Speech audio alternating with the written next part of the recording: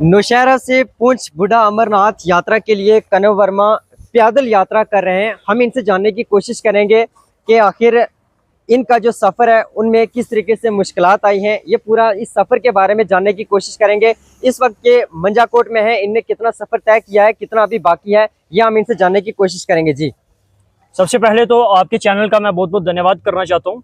मैं नौशहरा से कल सुबह निकला था 10:30 बजे जी, और कल मेरा स्टे था अल्फा गेट में और आज सुबह मैं वापस से यात्रा के लिए रवाना हो गया सुबह 10 बजे।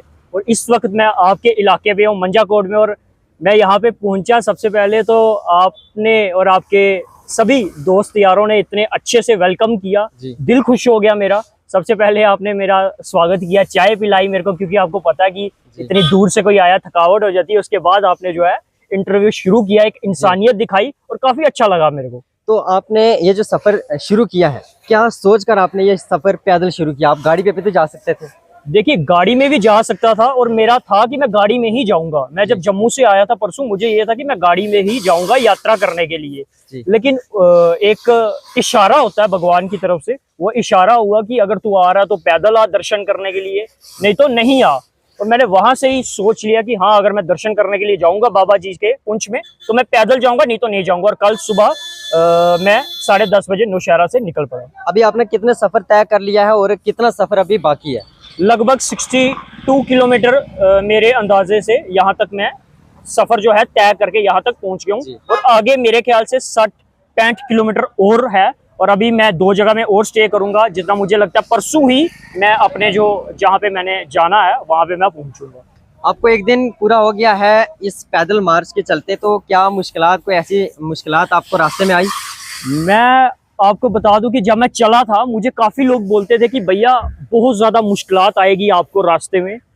तो मैं आपके चैनल के माध्यम से उनको एक मैसेज दे दूं, एक क्लियर मैसेज दे दूं कि भैया यहाँ के लोगों ने जितनी सेवा की मेरी पैदल चलते, इतनी मुझे नहीं लगता कि कोई और कर पाएगा। और अगर मैं भगवान की दया से 10 जन्म भी लूंगा ना, फिर भी यहाँ के लोगों का जो एहसान है वो नहीं मैं चुका पाऊंगा। क्योंकि कोई चाय पिला रहा, कोई मेरे पाँव दबा रहा, पाँव तक मेरे दबा रहे थे, कोई पानी पिला रहा, कोई बोल रहा भैया हमारे साथ गाड़ी में बैठ जाओ, हम आपको छोड़ेंगे पुंछ तक।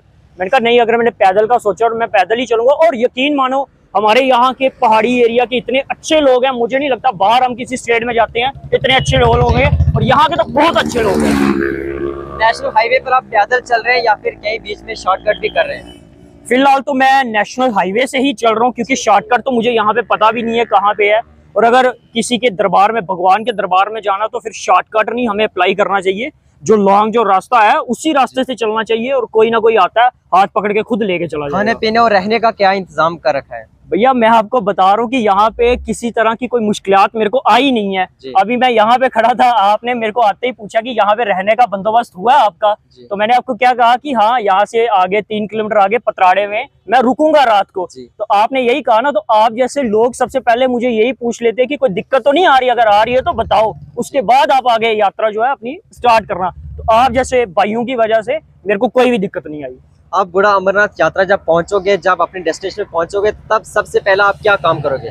देखिए, सबसे पहले जब कोई भगवान के, कोई खुदा के दरबार में पहुंचता है तो बस उसी के साथ अपना आई कांटेक्ट, उसी की बातें करने स्टार्ट हो जाता है कि अगर इतनी दूर से कोई आया है तो वो उन्हीं को मिलने आया हुआ है। लोग बाद में, सबसे पहले भगवान है। तो उन्हीं से बैठूंगा दरबार में आधा 1 घंटा 2 घंटे, जब तक भगवान की खुदा की मर्जी होगी बैठ के। तो फिर जाती वक्त जो है मैं गाड़ी से ही जाऊंगा नौशहरा। जी, बाकी जो यात्री से जो यहाँ से गए हैं उनको आप क्या मैसेज देना चाहेंगे? यूथ को क्या मैसेज देना चाहेंगे? आप यंग हैं, यूथ हैं, तो आपने एक जज्बा, आपने ठान लिया है कि हम पैदल ही मार्च करेंगे, तो इस पर आप बाकी वालों को क्या कहना चाहेंगे? देखिए, मैं यूथ को यही मैसेज देना चाहूंगा कि अगर आप सोचते हो कि हमने जाना है कहीं पे, तो आपको बहुत से लोग बोलने आएंगे कि भैया नहीं जाना, बड़ी दूर है, रास्ता खराब है, रिस्की एरिया है।